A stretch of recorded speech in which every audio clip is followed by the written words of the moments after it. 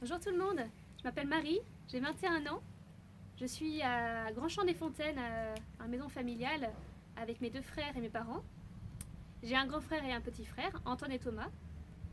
Actuellement, je travaille dans une structure. Donc, au moment du déconfinement, je commence à travailler dès lundi à Saint-Herblain en tant qu'auxiliaire de culture. Aussi, je suis dans la paroisse Saint-Jean-d'Algèvre à la Chapelle. Et dans la paroisse, je suis guillemette responsable d'une unité de Jeannette du groupe scout de la paroisse, qui a été créé récemment.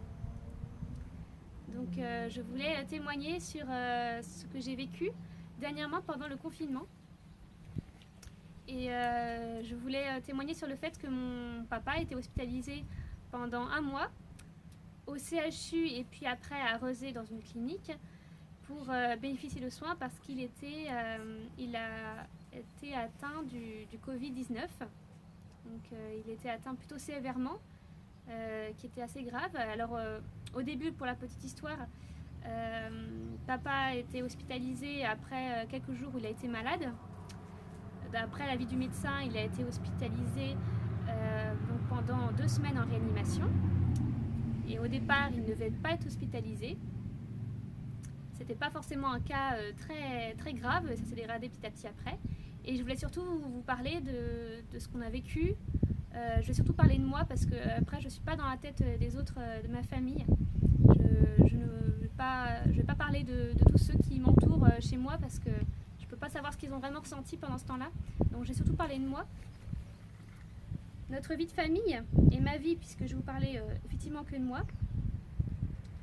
a été bousculée. Papa est hospitalisé par décision du médecin, mais il n'était pas forcément en fait dans les cas des patients en réanimation, puisque c'était un virus virulent, mais c'était pas non plus un cas grave. Il avait juste un peu de mal à respirer. Donc il a été mis directement en réanimation parce qu'il y avait seulement cette place-là qui était à ce moment-là disponible. Donc il ne pouvait pas être ailleurs dans notre service. Donc au début de cette période, on peut se sentir coupable car je suis passée par là.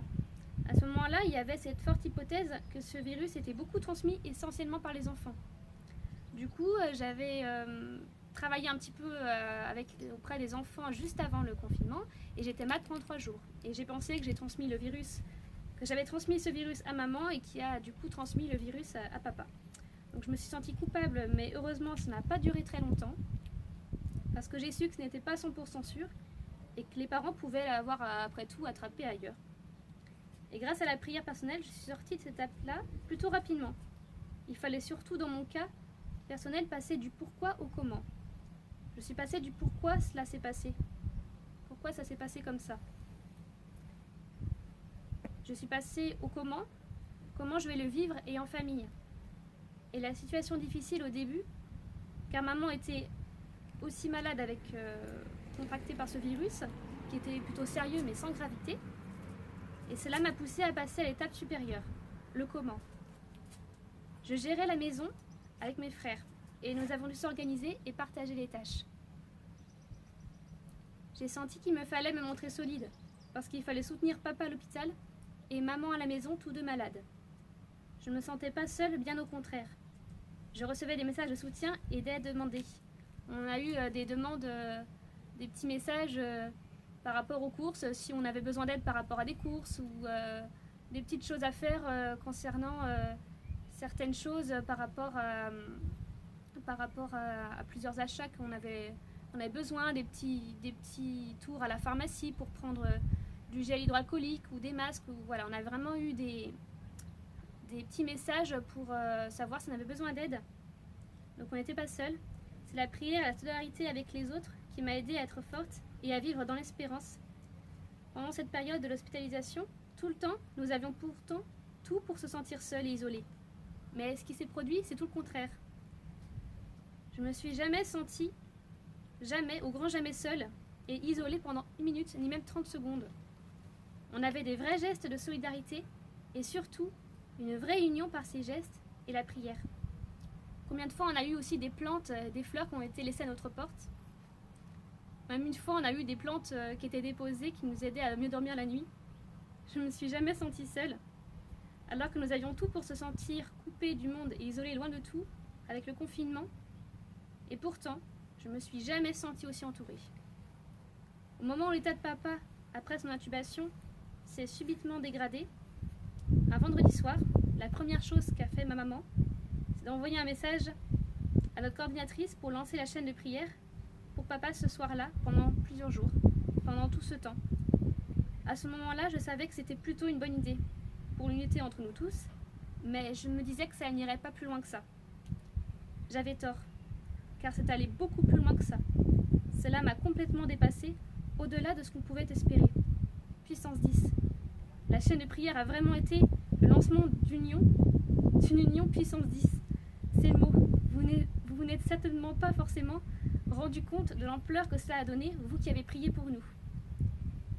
Je vous dis alors un grand merci, car cette chaîne puissance 10 a été vraiment un grand réconfort pour moi et pour nous tous. Et il se trouve que cela a même donné beaucoup plus que ça. Des grâces nous ont été données. C'était même une pluie de grâces parce qu'il y en a eu plusieurs. Par exemple, une femme qui connaissait pas bien papa, mais qui connaissait un petit peu grâce au fait qu'elle connaissait maman, mais n'était pas vraiment croyante. Elle se considérait pas croyante à ce moment-là. Et quand elle a su la mauvaise nouvelle concernant l'état de papa, elle s'est mise à prier alors qu'elle-même n'avait jamais prié. Un autre exemple, les relations dans la famille avec une tante et des cousins se sont aussi resserrées. Des liens avec qui on était plutôt éloignés se sont finalement resserrés, et alors que nous étions très éloignés les uns des autres.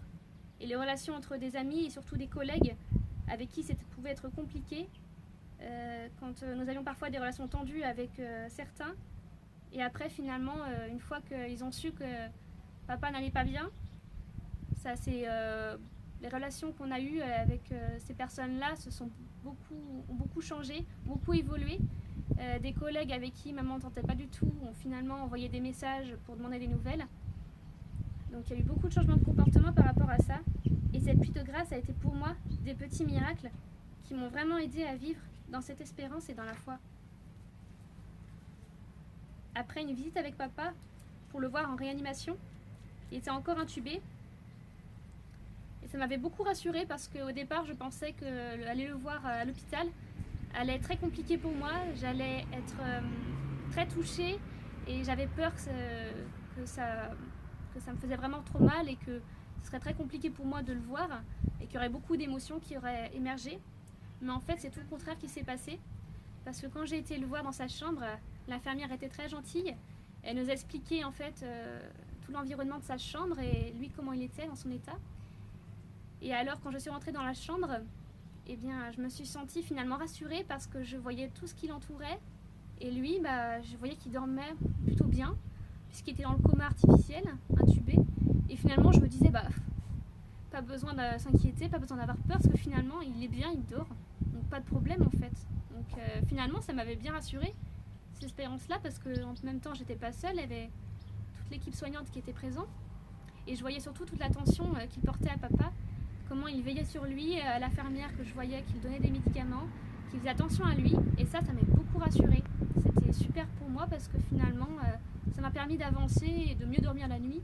Et ça m'a fait du bien en moi. Et ça, je ne m'y attendais pas du tout. Mais l'attitude de papa, dans l'état actuel où il était, m'interrogeait et provoquait pas mal de questions en moi. Je me suis dit, je le vois qui dort, alors il est dans le coma, il est tranquille, il est calme, il dort comme un bébé, tranquille, il est peinard. C'est tout de même incroyable, Seigneur. Grâce à lui, il y a ces petits miracles, et lui, papa, qu'est-ce qu'il fait pour ça? Il dort, il ne faut rien, il est comme un bébé, et il dort durant je ne sais combien de temps. Qu'est-ce que je suis censée comprendre là-dedans? J'ai compris alors une bonne chose, c'est pas l'action directe qui a provoqué cela. J'ai compris que c'est surtout tout l'amour dont il était porté et combien il était aimé par tous ceux qui l'entourent. C'est l'amour des autres et envers papa et celui de l'amour de Dieu qui a changé les cœurs des uns et des autres, qui a changé leur comportement et leurs habitudes. Et bien des choses aussi ont changé pour moi. Moi aussi, mes habitudes ont changé. Je me maquille, je fais la musculation, je joue à nouveau à la Wii, un jeu vidéo. Et alors que je prenais jamais d'alcool, je me mets à boire quelquefois. Les habitudes ont changé, mais ce qui a encore plus changé, c'est autre que tout cela, c'est ma relation avec Dieu Père. Je me suis tant rapprochée de lui et je me sens dorénavant plus proche de lui. Entre foi et doute, certes, mais fermement accrochée à lui, m'aidant maintenant à trouver mon petit chemin.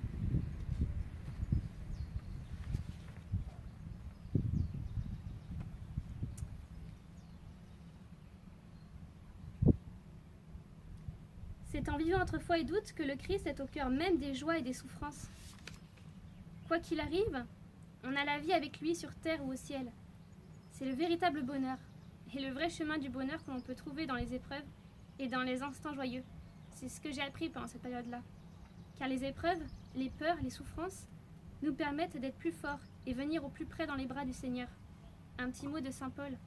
Lorsque je suis faible, c'est alors que je suis fort. C'est la petite voie à suivre. C'est là le bonheur simple et vrai que l'on peut trouver par nous-mêmes avec les autres. Le bonheur n'est pas une chance, ni même un espoir à saisir ou à trouver. Le bonheur est simplement l'engagement de notre cœur que l'on peut trouver dans le cœur même de Christ.